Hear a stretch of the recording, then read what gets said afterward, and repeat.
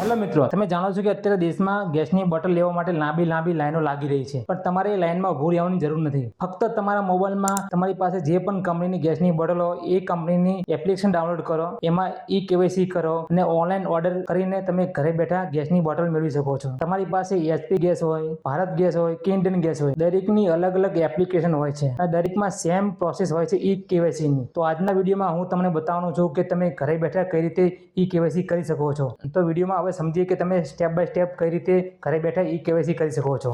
તો મિત્રો, સૌથી પહેલા તમે તમારા ફોનમાં પ્લે સ્ટોર ઓપન કરી લો અને તમારી જે પણ કંપનીનો ગેસ સિલિન્ડર છે તે સર્ચ કરો. જો તમારો ભારત ગેસ છે તો ભારત ગેસ અને ઇન્ડિયન છે તો ઇન્ડિયન ગેસ લખીને તે એપ ડાઉનલોડ કરી ઇન્સ્ટોલ કરી લો.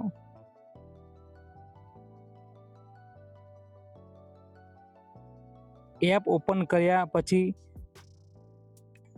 તમારી સામે જે ઓપ્શન આવશે તેમાં તમારે સૌથી પહેલાં રજિસ્ટર કરવું પડશે.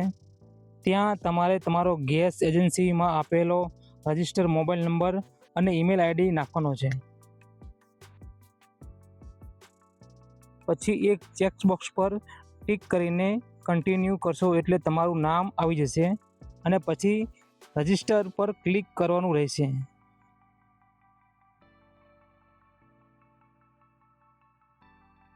ત્યારબાદ તમારા નંબર પર એક OTP આવશે જે આમાં એન્ટર કરવાનો છે. પછી તમારે ઓછામાં ઓછા 8 અક્ષરનો પાસવર્ડ બનાવવાનો રહેશે. પાસવર્ડમાં નંબર્સ, નાના મોટા આલ્ફાબેટ્સ અને સ્પેશિયલ કેરેક્ટર જેમ કે @ છે, સ્ટાર છે, ડોલર છે મિક્સ હોવા જોઈએ, જેથી તમારો પાસવર્ડ સ્ટ્રોંગ બને અને સિક્યોર રહે. પાસવર્ડ બનાવ્યા પછી ક્રિએટ પાસવર્ડ પર ક્લિક કરો. તમે બાયોમેટ્રિક લોગિન પણ ઇનેબલ કરી શકો છો. ત્યાર પછી તમારો નંબર અથવા ઈમેલ અને નવો પાસવર્ડ નાખીને લોગિન પર ક્લિક કરો. એકાઉન્ટ લોગિન થઈ ગયા પછી તમે આ એપથી બુકિંગ સહિતના બધા કામ કરી શકશો.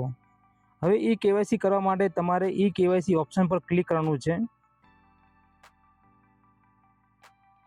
ત્યારબાદ તમારે ફેસ સ્કેન કરવા માટે નીચે એક બોક્સ પર ક્લિક કરીને ડાઉનલોડ પર ક્લિક કરવાનું રહેશે, જેથી આધાર ફેસ ID નામની એપ ડાઉનલોડ થશે.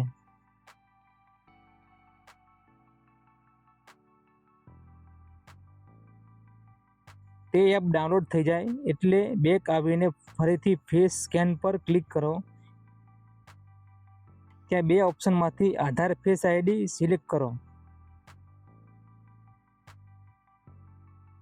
પછી while using the એપ પર ક્લિક કરો અને ચેક બોક્સ પર ટિક કરીને પ્રોસીડ કરો.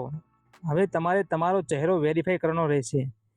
ચહેરો વેરીફાઈ થતાં જ તમારી સામે KYC કમ્પ્લીટેડ લખેલું આવી જશે અને લીલું ટિક લાગી જશે. મિત્રો, મને આશા છે કે તમે આ વિડીયોમાં સારી રીતે સમજ્યા હશો.